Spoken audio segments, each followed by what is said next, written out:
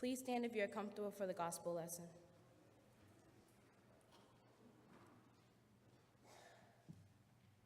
Then Jesus said, "This is what God's kingdom is like. It's as though someone scatters seeds on the ground, then sleeps and wakes night and day. The seed sprouts and grows, but the farmer doesn't know how. The earth produces crops by itself, first the stalk, then the head full of grain. Whenever the crop is ready, the farmer goes out to cut the grain because it's harvest time." He's continued, "What's a good image for God's kingdom? What parable can I use to explain it? Consider a mustard seed. When scattered on the ground, it's the smallest seed on earth, but when it's planted, it grows and becomes large of all vegetable plants. It produces such large branches that the birds in the sky are able to nest in shade.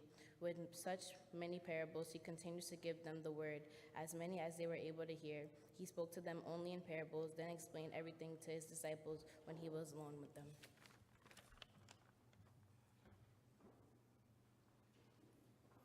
As we prepare to hear the message, I invite you to join in singing "Open My Eyes That I May See" in the United Methodist Hymnal, number 454.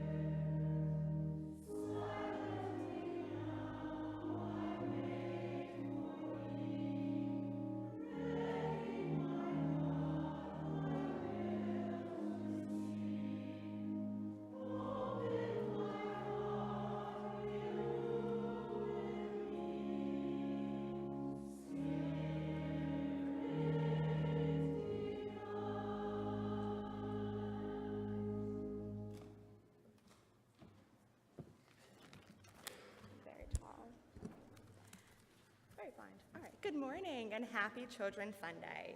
For those of you who do not know me, my name is Emma Gilbert. I am a relatively new member here at Wesley, and I am a recent college graduate of Rhode Island College. So today I would like to share a story with you about faith, education, and some seeds. In college, a common phrase you hear from peers, advisors, and professors is that your education is your golden ticket. Your golden ticket to do whatever you would like in life and make your dreams come true. And though this is true, it is a long journey to get this golden ticket, and it all started with some seeds. Our gospel reading today tells us the story of how a seed is planted and consequently sprouts and grows. Now, in our everyday lives, it is easy to see ourselves, the seeds that surround us, but it is perhaps more difficult to see ourselves as seeds planted and rooted in our communities.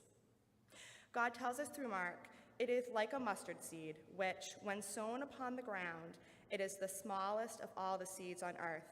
Yet when it is sown, it grows up and becomes the greatest of all the shrubs. To the children here, think of yourself as a seed who is born the smallest seed on earth, but with certain things you can grow and grow. First, for seeds to prosper and sprout, they need water. Water in our lives can represent a multitude of things, including our education. In order to grow from the smallest seeds to the largest shrubs, you need to continue to learn. We are lucky to have a wonderful Sunday school program here at Wesley. Similarly, though it is not ours, the preschool that utilizes this building is another form of education in the Christian faith. Allow the education you receive to be the water that nourishes you into who you are. Secondly, seeds need sunlight to grow. Like seeds, we need our faith to grow.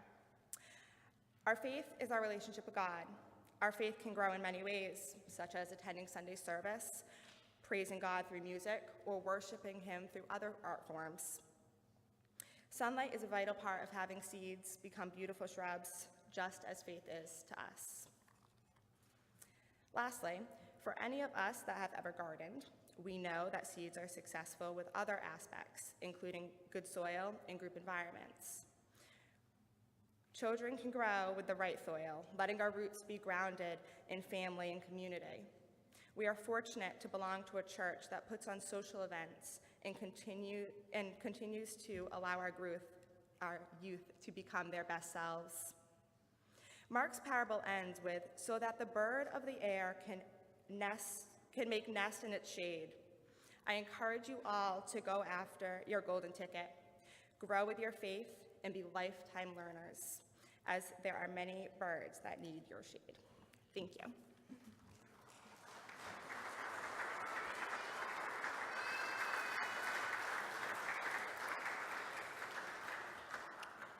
Thank you, Emma.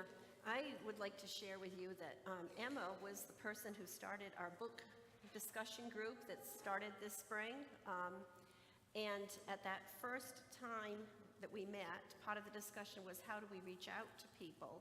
And out of that came our ministry of sending cards and